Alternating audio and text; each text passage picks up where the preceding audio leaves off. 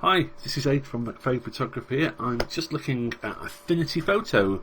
Many moons ago I recorded a video about Affinity Photo and how, as a professional photographer using HDR, it wasn't quite ready. It got quite a bit of traction on YouTube, quite a few people defending it, rightly so, because it's a very powerful tool. So I thought I'd just have a quick go at merging a HDR for you now to see how it's improved. This is the latest version. So we're on 1.83641. So that's the version I'm on. So you get to create a HDR, you go to HDR merge, then you get this window up and you just go to click add. I think these are 5D Mark IV photographs of someone's house taken with a tilt shift lens. So I'm just gonna, most of these are top and bottom shots, so you've used a tilt shift lens to take a top and a bottom. A complete shot, might as well use a complete shot rather than a half of a shot. So the options we're going to tick are auto align images, keep it on perspective. I don't think you can actually change that. Oh no, scale, rotate and translate. There's no ghosts in the shot, so I'm going to leave that off because that'll slow it down. Noise reduction, I'm going to switch that off as well because I'd have been using ISO 100 for this. And tone map HDR image, I'll leave that on. So in the original version this was taking forever to do. It was a very long process.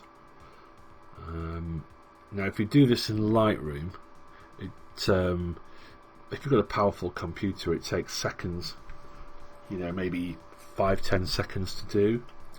This is taking a little bit longer, but not the many minutes it was taking in the old version I reviewed not too long ago. Is that it? Alright, okay, so hats off, they have done quite a lot there, haven't they? So what we get over this side, clamp to SDR, not sure what that one means, but you've got this tone compression which flattens the image out a little bit, so it makes the bright bits darker and the dark bits brighter. So if you go there and go there, it makes an overall nicer shot. Local contrast is about like your clarity slider, in that it will pull detail out where you didn't think there was any detail. So if we look at this fireplace here, but if you notice in this middle part of the window you get this circle going on. That might just be the lighting in the room on the day, to be fair, but it does bring out some nasties, so just go a bit careful with that. Exposure and black point and brightness are what you'd expect. So if you turn the black point up, anything that's dark it turns black. That can be handy if you want to just add a little bit of punch, but I'd suggest probably doing that selectively. So if you wanted the fireplace to be a bit darker but leave everything else as is, I'd paint that in later using a layer like curves or something like that. Saturation is a colour, vibrance is the partner to the colour. It's kind of weird how those two get separated.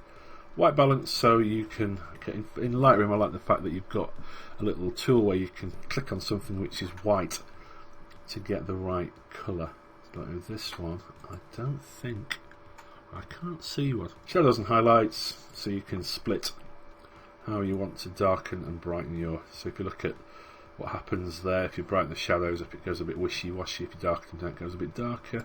Highlights is recovering the bright bits, so if you've got areas which are looking a bit too hot you can just pull them back. In fact, a good way to check this is to have the histogram up. If you go too hot, it doesn't, yeah, you can see there the histogram has changed shape entirely and it's gone off the end, whereas if we pull it back down, there you go.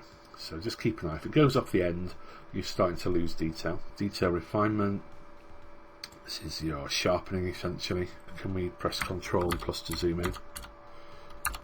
Quite a bit. It starts to get quite detailed. Switch that off. And curves, which is what you'd expect. So once you've blended them together, which is a lot quicker than it used to be, hats off to the guys at Afinity. Ctrl 0 to zoom it back. You can click apply and then we get to the start point, which is you've got all your filters available. It's just like being in Photoshop or in Affinity Photo itself. For all those people who've happily mentioned how much faster it's got in my old video, you're right, it's got a lot faster and it's a lot more usable. I don't know whether you can do batches yet. That's been the big godsend of Lightroom recently, the ability to stack by time and then blend the stacks. I mean, that just makes a house shoot where you may have done 60 or 70 bracketed photos, or if you're doing tilt shift stuff, double that, because you're doing a top and a bottom. It means you can just set them all, go into blend, go and have a cup of coffee, come back in 20 minutes when they've all finished, and then you can crack on. So I hope that's helpful, and yeah, well done to Afinity.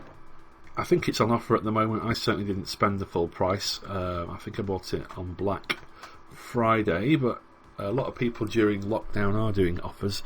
So if you want to learn about layers, masks and all that sort of stuff, but don't want to pay Photoshop prices, which is £10 a month, I think you can get yourself a bargain here.